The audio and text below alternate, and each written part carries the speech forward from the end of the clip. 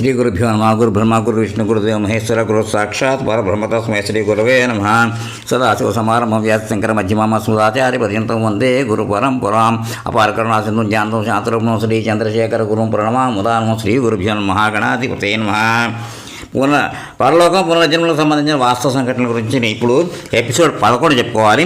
10లో ఏం చెప్పుకున్నామంటే ఈ విధమైన సంఘటనలు చాలా తక్కువగా జరుగుతాయి, జరగడానికి అవకాశం ఉంది అనేది పరమ సత్యం. అక్కడ ఆపాం.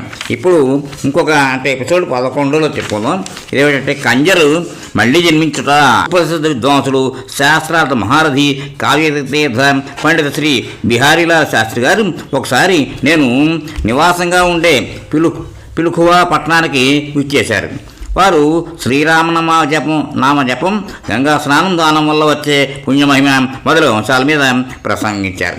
దాన మహిమను తెలుపుతూ పూలజన్మ కూడా పరమ సత్యమని వివరిస్తూ దానికి సంబంధించిన ఒక సంఘటనని వర్ణించి చెప్పారు. మహావిద్వాంసుడు తన ప్రవచనంలో తెలియజేసిన సంఘటన ఈ క్రింది విధంగా ఉంది. జిల్లా కేంద్రమైన బదాయూన్లో ఉజానీ అనే దానిది పెద్ద గ్రామం. ఒకసారి కొందరు రాజ్పుట్ వాళ్ళు ఉజానీ గ్రామానికి సమీపంలోని ఓ గ్రామంలో నివసించేవాళ్ళు పరమ పూజ్యమైన భాగీరథి గంగా నది స్నానం చేయాలని కోరికతో సకుటుంబంగా వెళుతూ ఉన్నారు. వారికి తమదైన ప్రయాణ వాహనం ఉందన్నమాట. అదే వాహనం మీద కూర్చొని వెళుతూ ఉన్నారు. తమ ఊరు నుండి బయలుదేరిన ఆ కుటుంబీకులు ఉజానీ అనే పెద్ద గ్రామానికి చేరారు. ఆ గ్రామంలో ఉన్న చౌరస్తాలో కాసేపు విశ్రాంతి తీసుకుందామని ఆశయంతో వాళ్ళు కొంతసేపు ఆగారు. అక్కడ రోడ్డుకు అతి సమీపంలో కొన్ని గుడిసెలు కంజర కులం వారివి ఆ రోజుల్లో అక్కడ ఉండేవి. ఆ గుడిసెల్లో కంజర వృత్తులు ఉండేవాళ్ళు నివసించేవారు.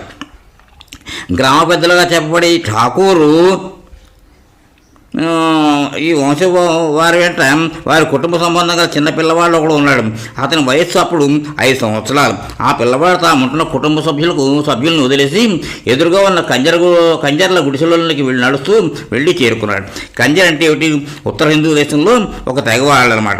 ఈ పేరుతో ఉండేవాళ్ళు గ్రామాల తిరుగుతూ తాళ్ళు పేంతూ అమ్ముతూ ఉంటారు.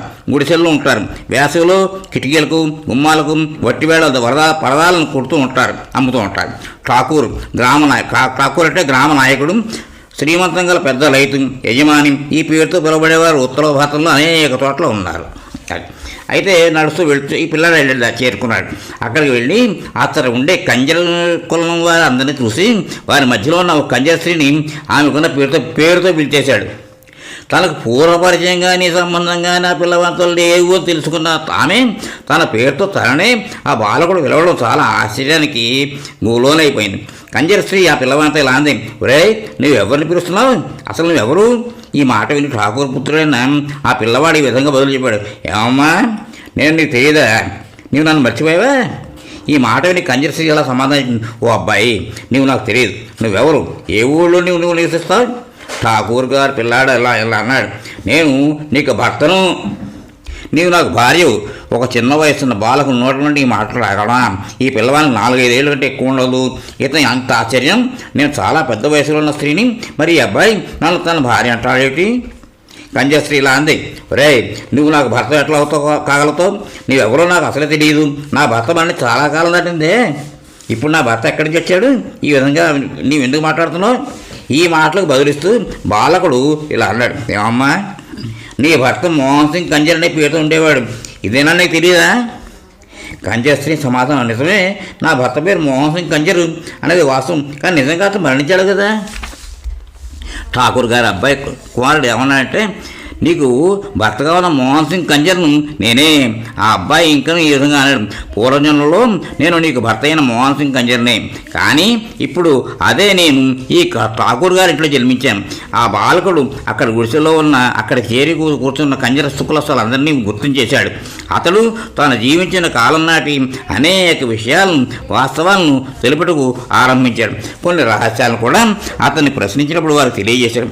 అతడు తెలియజేసిన విషయాలన్నీ పరమ సత్యములు. ఆ మాటలు బాలకుడు చెప్తూ ఉండగా విన్నట్టు కంజరు స్త్రీలు పురుషులు అవి వాస్తవంలోనే అంగీకరించారు. ఈ కారణం వల్ల వాళ్ళు ఆ అబ్బాయిని తమ సంకల్లోకి ఎత్తేసుకున్నారు. అప్పుడు ఠాకూర్ కుటుంబంలోని వాడిన ఒక 5 ఏళ్ల బాలుడు కనిపించడం లేదని చుట్టుపక్కల వెతుకుతూ ప్రారంభించారు. ఎక్కడ వెతికినా కనిపించలేదు. ఎదురుగా ఉన్న కంజర కులస్తులు గుడిసెల వైపు ఠాకూర్ల దృష్టి ప్రసరించింది. పరిశీలించగా తప్పిపోయిన ఠాకూర్ల ఆ బాలుడు ఆ కంజర్ల దగ్గరే ఉన్నాడు. కంజర స్త్రీలు ఆ బాలకుడిని అతి ప్రేమతో తమ ఒళ్ళు ఎత్తేసుకుని అన్నం తినిపించేస్తున్నారు. ఠాకూరు కుటుంబం వాళ్ళు దాన్ని గమనించి పరిగెత్తు గుడిసెలోకి వచ్చి కంజర్ల దగ్గర ఉన్న తమ పిల్లవాడిని తమకు ఇచ్చేయాలని కోరారు. కంజర్లు ఈ విధంగా అన్నారు, మీకు ఈ అబ్బాయిని ఇచ్చేది లేదు.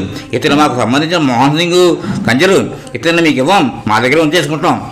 ఠాకూర్ కుటుంబీలు ఆ కంజర్లకు నచ్చజెప్పాలని తెలియజేయాలని ప్రయత్నం చేశారు. ఏ విధంగానైనా సరే మా కుటుంబ పిల్లవాడిని మాకు ఇచ్చేయాల్సిందే. 1,00,000 విధాలుగా వాళ్ళు చెప్పి నచ్చజెప్పినప్పటికీ ఆ పిల్లవాడిని ఠాకూర్ వాళ్ళకి ఇవ్వడానికి కంజర్లు ఏమాత్రం అంగీకరించలేదు. ఠాకూర్లు కంజర్ల వద్ద పిల్లవాడిని లాక్కుని పారిపోవాలని ప్రయత్నించారు. వాళ్ళ ఉభయాల మధ్య అనేక రకాల వాదోపవాదాలు జరిగాయి. ఎప్పుడైతే తగాదా అత్యధికంగా మించిపోయిందో, సమన్వయం రాకుండా పోయిందో, ఠాకూర్లు వెళ్ళి పోలీస్ స్టేషన్లో ఫిర్యాదుగా ఏమి చెప్పారంటే, మా పిల్లవాడిని కంజర్లు తీసుకున్నారు, ఎంతగా తిరిగి ఇవ్వడం లేదు, వారి వద్దన్న మా పిల్లవాడిని మాకు ఇప్పించేసేయండి. పోలీసులు సంఘటన స్థలానికి చేరుకున్నారు. పోలీసులు కంజర్లకు విషయం అర్థమయ్యేటట్టు చెప్పి ఠాకూర్లకు ఆ పిల్లవాడిని తిరిగి ఇచ్చేయాల్సిందే అని వాళ్ళని భయపెట్టాడు. ఇంత జరిగినప్పటికీ కంజర్లు భయపడలేదు. కంజర్లు ఆ బాలకుడిని తిరిగి ఠాకూర్లకు ఇవ్వడానికి నిరాకరించారు. పోలీసులు ఠాకూర్లకు సంబంధించిన ఆ బాలకుడిని తాము స్వాధీనం చేసుకున్నారు. తర్వాత గుజానీ గ్రామంలో పెద్ద పేరుగల ధనవంతులైన రావు బహదూర్ శ్రీ బ్రిజ్లాల్ బధావర్జీ దగ్గరకు ఆ పిల్లవాడిని అతని వెంటనున్న 2 వర్గాల వారిని తీసుకుని వెళ్ళి చేరారు. శ్రీ బధావర్జీ ముందర ఈ పిల్లవాళ్ళు చేరిన వెంటనే ఆ శ్రీమంతుడిని ఈ బాలకుడు గుర్తుపట్టేశాడు. ఈ అబ్బాయి ఆ ధనవంతుని పేరుతో సంబోధిస్తూ నమస్కారం చేశాడు. ఆ చిన్న పిల్లవాడి నోటి నుండి తన పేరు తెలుపుతూ నమస్కరించడం చూసి శ్రీ బ్రిజ్లాల్ బధావర్జీ గారికి గొప్ప ఆశ్చర్యం కలిగింది. ఆ శ్రీమంతుడు ఆనందంతో నిండిపోయినవాడే బాలకుతో ఇలా అన్నాడు, సోదరా, నువ్వెవరు? ఇంతకంటే పూర్వం నువ్వు నాకెప్పుడు కలవలేదు. అయితే నీవు నన్ను ఎట్లా గుర్తించావు? ఈ మాటలు ఉన్న బాలకుడు ఇట్లా అన్నాడు, శ్రీ రాయబహదూర్ గారు, నేను పూర్వజన్మలో మీ కంజర్ను. నా పేరు మోహన్ సింగ్. నేను కంజర్గా ఉన్నప్పుడు మీ ఇంటికి వచ్చి మీ భవనానికి కావాల్సిన వట్టివేర్ల పరదాలను కుట్టి ఇచ్చేవాడిని. గౌరవనీయులైన రాయబహదూర్ గారు ఎప్పుడైతే ఈ విషయాలు విన్నాడో అతడు ఆశ్చర్యపడిపోయాడు. ఆ బాలకుడు తెలిపిన మాటలన్నీ నీవు ప్రతి అక్షరాన్ని సంపూర్ణంగా సత్యమే. వారు ఆ బాలకుడు చెప్పిన మాటలన్నీ బలపరిచారు. మోహన్ సింగ్ మా భవనానికి సంబంధించిన వట్టిపేర్ల పరదాలు కుట్టేవాడు.